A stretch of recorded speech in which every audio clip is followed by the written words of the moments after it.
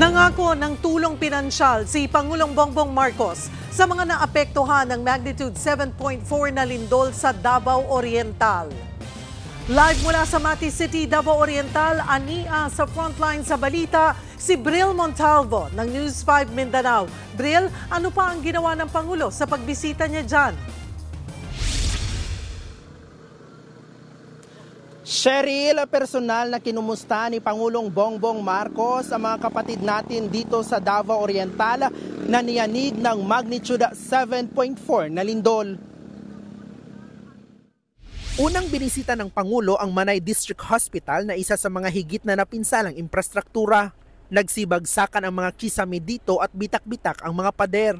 Matapos dito, dumiretso si PBBM sa Manay National High School sa Barangay San Ignacio. Nakakordon na ang gusali ng paaralan habang nagpapatuloy ang assessment sa naging pinsala rito. Sunod niyang pinuntahan ang nasirang evacuation center sa bayan ng Tarragona.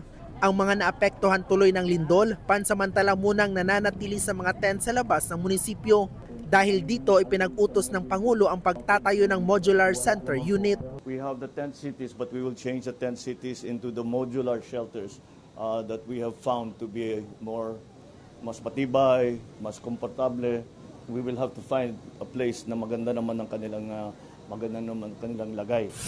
Sinabi rin ng Pangulo na magbibigay ng tulong pinansyal ang kanyang opisina. Makakatanggap ng 10,000 piso para sa mga residenteng nasiraan ng bahay.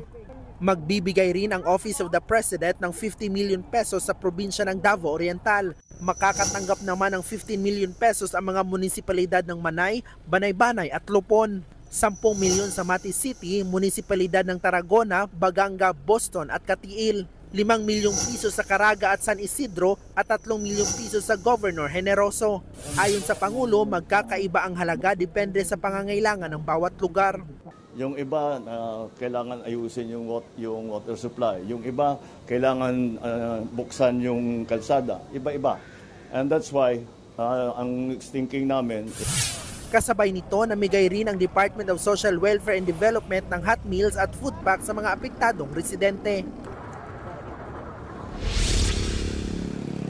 Sherry, nagdeklara na rin ng state of calamity sa ilang bayan sa probinsya gaya ng Manay, Caraga at Tarragona dahil sa epekto ng lindol. Sa ating namang pag-iikot dito sa Mati City ngayong araw, nakita nating nasa higit 30 pamilya mula sa coastal area ng lungsod na nagtayo na ng mga tents dito sa gilid ng kalsada sa Diversion Road. And ayon sa mga residente dito, hindi muna sila babalik sa kanilang mga bahay dahil sa takot na rin sa mga nararamdaman nilang aftershock dito sa lugar.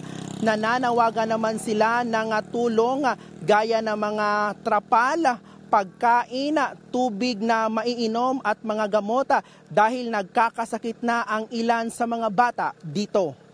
Cheryl. Maraming salamat at mag-iingat kayo dyan, Bril Montalvo, live mula sa Mati City.